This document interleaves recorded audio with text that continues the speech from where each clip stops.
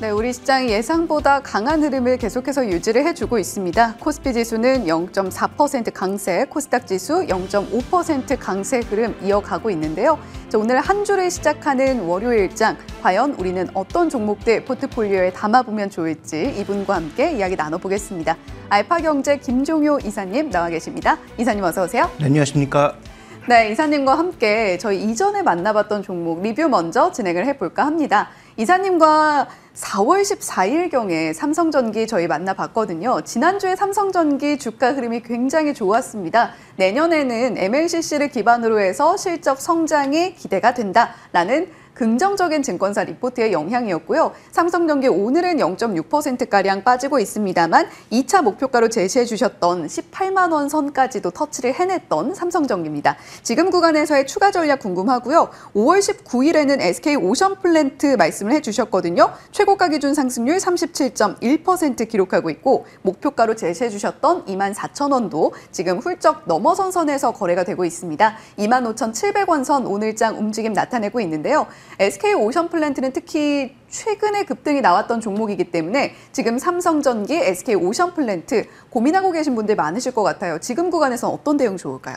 네, 결론부터 말씀드리면 삼성전기는 더 올라갈 가능성이 있어 보이지만 18만 원 이상에서 추격 매수는 어렵다. 그러니까 신규 매수는 어렵다라는 판단이고요. SK오션플랜트는 약간의 리스크를 안아야 되긴 하지만 현재 지금 주가 급등에도 불구하고 추가 매수도 조금 가능하지 않을까. 다만 이제 속도를 강하게 내는 구간보다는 조금 눌림목이 있을 때 매수를 하실 것을 말씀드리고 싶은데 일단 이 정부가 아리백의 진심이라는 것, 그래서 정부 부처의 개편에도 환경부가 기후환경에너지부로 바뀌었다라는 것도 하나의 포인트지만 지난번에 이 종목을 처음 소개할 때도 말씀드렸던 것처럼 이 종목 실적의 절반은 조선에서 나오고 있죠. 그래서 지금 주인이 SK에코플랜트에서 다른 쪽으로 바뀌었다라는 것도 포인트지만 지금 가지고 있는, 그러니까 소위 상승하고 있는 HJ중공업이나 세진중공업의 상승을 좀 반영해 보자면 이거 풍력도 있는데 조선도 있다. 그 부분을 좀 반영하고 있는 것이라서 SK오션플랜트는 저는 좀 눌림목이 있다면 추가 매수도 가능하지 않을까 이렇게 좀 보고 있습니다. 그래서 추가적으로 좀 목표가를 올릴 필요가 있겠는데 정확한 밸류에이션 지금 측정은 쉽지 않은 상황이라서 가격을 말씀드리기보다는 조정 시 이제 추가 매수가 가능하다 정도. 그다음에 목표 수익률은 지금 현재 시장의 종목 장세 상황이라면 매수 가격 대비해서 한 20에서 30%까지의 추가적인 상승 여력은 저는 있을 거다. 이렇게 좀 보고 있습니다. 예, 삼성전기, SK오션플랜트 두 종목 모두 최근에 상승이 나온 종목인데요. 제시해 주신 전략은 조금 다릅니다. 삼성전기의 경우에는 18만 원 이상대에서 신규 매수를 하시는 것은 그다지 추천드리지 않고 다만 SK오션플랜트의 경우에는 주어가는 전략도 괜찮아 보인다라고 말씀해 주셨거든요. 환경부가 기후, 환경, 에너지부로 바뀐 영향을 SK오션플랜트가 충분히 누릴 수 있을 것으로 본다라고 말씀해 주셨습니다. 다만 급등하는 구간보다는 살짝 눌림목 구간에서 담아보시는 것을 권해드린다라는 이야기도 전해주셨으니까요. 참고해 보시기 바랍니다. 자, 첫 번째 잠금 해제 종목 발굴 위한 헤드라인 먼저 살펴볼게요. 첫 번째 헤드라인입니다. HMM 드디어 주인을 찾을 수 있을까요? 포스코 관련 종목들 오늘장 문을 열면서 주가 흐름이 나쁘지 않았습니다. 포스코 인수설이 솔솔 풍겨 나오고 있는데 과연 포스코가 HMM을 인수하게 된다면 시너지 효과 얼마나 받아갈 수 있을까요? 네, 시장에서 얘기하고 있는 건 시너지가 없다부터 시작해서 지금 실제로 있는 현금, 그러니까 현금성 자산 전체를 포함한 것 말고 실제로 들고 있는 현금이 7조 내외 정도인데 그 정도의 자금을 써야 되잖아요. 예. 실제로 35%의 정부, 사는 자부 지분을 인수하게 된다면 그 정도의 돈을 써야 될 텐데 추가적으로 경영권 프리미엄 이런 걸 얹지 않는다면 그 정도 써야 될 텐데 과연 그 정도를 쓰는 것이 이 포스코의 현재 상황에서 적절한 여러 가지 논란이 있을 수 있지만 저는 이 포스코라고 하는 그룹 자체가 이 지금 여러 가지 그 상황들, 예를 들어서 CEO가 단기적으로 교체될 수 있는 상황이라든지 정부의 압박이라든지 그다음에 사는이 지금까지 투자한 것에 대한 회수가 거의 없었다라는 것에 대한 반작용이라든지 이런 것들이 좀 복합적으로 녹아있기 때문에 이 이슈는 어떻게 결론이 날지 아직 알 수 없는 부분이니까 이걸 일단 변수로 좀 빼놓고 그러면 그 변수를 빼놨을 때 포스코 홀딩스의 진정한 가치는 어느 정도인지를 판단하는 게 좀 더 중요하다라고 보고 있어서요. 그래서 오늘 그 부분을 집중적으로 살펴보도록 하겠습니다.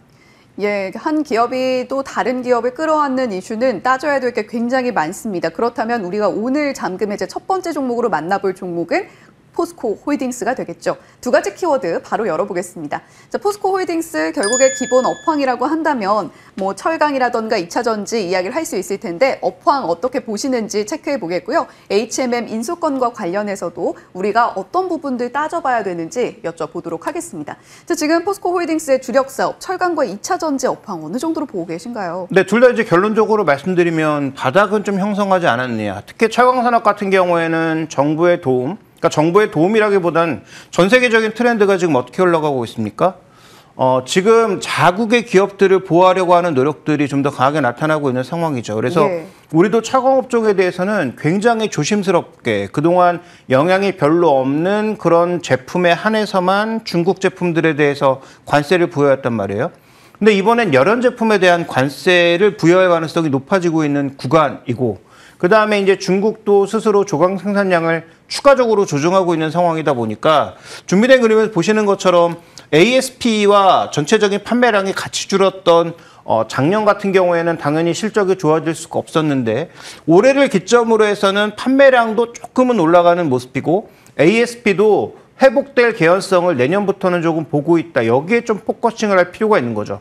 거기에 이제 정부의 정책이라든지 지금 50% 부여받고 있는 미국 관세 이런 것들이 약간의 변화가 존재한다면 그러면 이제 품목 그 관세 부분에서 또 긍정적인 요소가 있으니까 그 부분을 좀 봐야 될 것으로 보이고, 그다음에 지금 리튬 가격이 최근 들어서 또 정체가 보이고 있습니다만 긴 관점에서 보면 바닥을 찍고 이것도 중국의 구조조정을 통해서 좀 올라가고 있는 게 아닌가라고 보여집니다. 예. 자, 그렇다면 이 두 가지 산업, 이 회사의 기본적으로 볼 수 있는 두 가지 메인스트림이 어느 정도 바닥을 쳤다라는 시점에서 공교롭게도 HM 인수라고 하는 굉장히 큰 이슈가 터진 상황이기 때문에, 그러니까 베이스 산업들은 최소한 바닥을 형성한 것 같다 정도에서 우리가 출발해 볼 수가 있겠고, 그렇다면 조금 이따 결론을 말씀드릴 땐 HMM 인수를 했을 때는 과연 어떤 변화가 나타날 것인가에 대해서 말씀을 드려보면 될 것 같습니다. 예, 업황이 언제 바닥을 찍는가를 가늠하는 건 굉장히 어렵습니다. 바닥인 줄 알았는데 또 매수하고 나니까 어이구 지하가 있었네. 이런 일들 정말 많이 발생하고 있죠. 그런 가운데에서도 이제는 정말 바닥을 다지고 있는 것 같다라는 업황 상황 짚어주셨고요. 두 번째 키워드가 HMM 인수권과 관련해서 여쭤보겠다고 말씀을 드렸습니다. 그렇다면 HMM 인수로 인해서 시너지 효과 어느 정도까지 누릴 수 있는 건가요?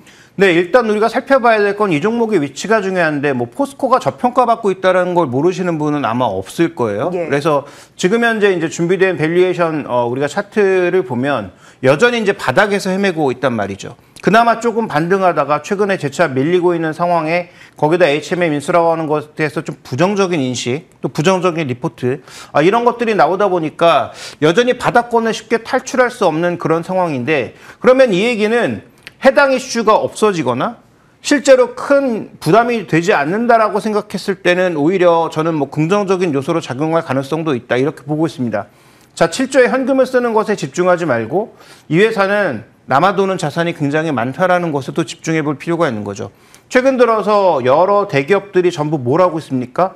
사업 포트폴리오 구조조정을 적극적으로 하고 있습니다. 특히 반도체하고 SK온에 올인하고 있는 SK그룹이 굉장히 격하게 하고 있는 상황이죠. 또 하나 이제 준비된 그림 보시면 그러면 HMM 인수하는 효과가 있을 것이냐. HMM은 누가 봐도 지금 중심점이 컨테이너 쪽에 가 있거든요. 예. 근데 컨테이너 운임지수가 지금 보시면 여전히 굉장히 낮은 수준에서 쉽게 반등을 못하고 있는 상황이다 보니까 이거 HMM은 비싼 가격에 인수해서 별로 효과 못 보는 거 아니야라고 생각해 볼 수 있겠지만 HMM이 원래 하려고 했다가 못한 게 뭐가 있습니까? SK 해운 인수, 즉 자신들의 선대에서 부족한 벌커 부분을 늘리려고 했던 걸 못했단 말이죠.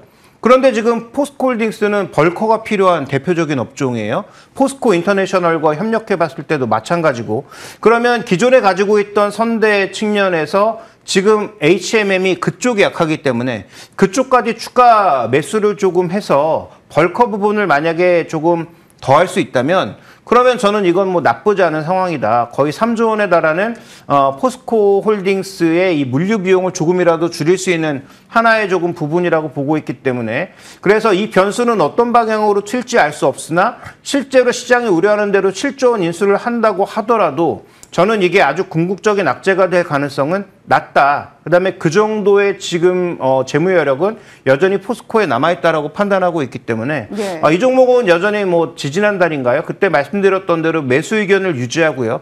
다만 이 이슈로 인해서 목표가를 조금 낮출 필요는 있겠다. 그래서 그때 제시했던 목표 가격보다 매수 가격은 조금 높여서 25만 원에서 한 27만 원 정도를 매수 가격으로 제시를 하고 목표 가격은 제가 지지난달에 27만 원 정도를 제시했는데 예. 그거보다는 조금 할인한 한 35만 원 정도를 적용해 봐야 되지 않나라고 보고 있고요. 저는 이 정도 가격은 충분히 달성 가능할 거라고 보고 있고 뭐 손절 가격은 큰 의미가 없지만 여전히 뭐 20만 원대 초반 21만 원 정도까지 깬다면 그러면 제가 생각했던 것 이외의 악재가 나온다라고 판단해서 그때는 좀 우리가 공격적으로 비중을 줄일 필요가 있지 않느냐 이렇게 보고 있습니다. 예, 포스코 홀딩스 HMM을 끌어안게 된다면 우리가 과연 가격 전략을 어떻게 가져가야 되는가 그 부분에 대해서까지 상세하게 안내를 해주셨습니다. 자, 그렇다면 저희 두 번째 잠금 해제 종목 발굴을 위한 헤드라인 바로 이어서 살펴볼게요.